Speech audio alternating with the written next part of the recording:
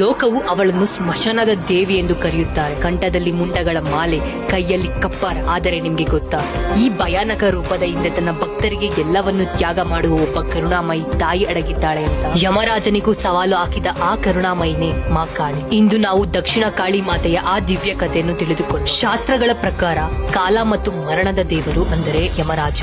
ಪೂರ್ಣ ಜಗತ್ತು ಮರಣದ ಭಯದಿಂದ ನಡುಗುತ್ತಿದ್ದಾಗ ಮಾ ಕಾಳಿಯವರು ಒಂದು ಪ್ರತಿಜ್ಞೆ ಮಾಡುತ್ತಾರೆ. ಅವರು ದಕ್ಷಿಣ ದಿಕ್ಕಿನತ್ತ ಮುಖ ಮಾಡಿ ತಮ್ಮ ಬಲಗಾಲನ್ನು ಮುಂದೆ ಇಟ್ಟು ನಿಂತರು. ಏಕೆಂದರೆ ಯಮರಾಜನ ಮರಣದ ಶಕ್ತಿ ತನ್ನ ಭಕ್ತರ ಬಳಿಗೆ ತಲುಪುವ ಮುನ್ನವೇ ಮಾ ಕಾಳಿಯ ಚರಣಗಳಲ್ಲಿ ತಾಕಿ ನಾಶವಾಗಬೇಕು ಎಂಬುದು ಮಾ ಕಾಳಿಯ ಪ್ರತಿಜ್ಞೆಯಾಗಿತ್ತು. ಕಾಳಿ ದೇವಿಯ ಎಡಗಾಲು ಮುಂದೆ ಇರುವಾಗ ಅವಳು ವಾಮ ಕಾಳಿಯಾಗುತ್ತಾಳೆ.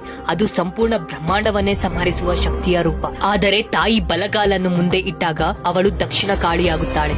ಅದು ತನ್ನ ಕ್ರೋಧವನ್ನೇ ಕುಡಿಯುವ ತಾಯಿ ಮತ್ತು ತನ್ನ ಮಕ್ಕಳಿಗೆ ಯಾವ ನೋವು ತಟ್ಟಬಾರದೆಂದು. ಕಾಳಿ ದೇವಿಯು ಮಹಾದೇವನ ಮೇಲೆ ಕಾಲಿಟ್ಟಿದ್ದಾಳೆ ಎಂಬುದು ಎಲ್ಲರಿಗೂ ತಿಳಿದ ಸಂಗತಿ. ಆದರೆ ಆ ಕಾಲಿನ ಕೆಳಗೆ ಇದ್ದದ್ದು ಮಹಾದೇವನಲ್ಲ, ಅದು ನಮ್ಮ ಅಹಂಕಾರ.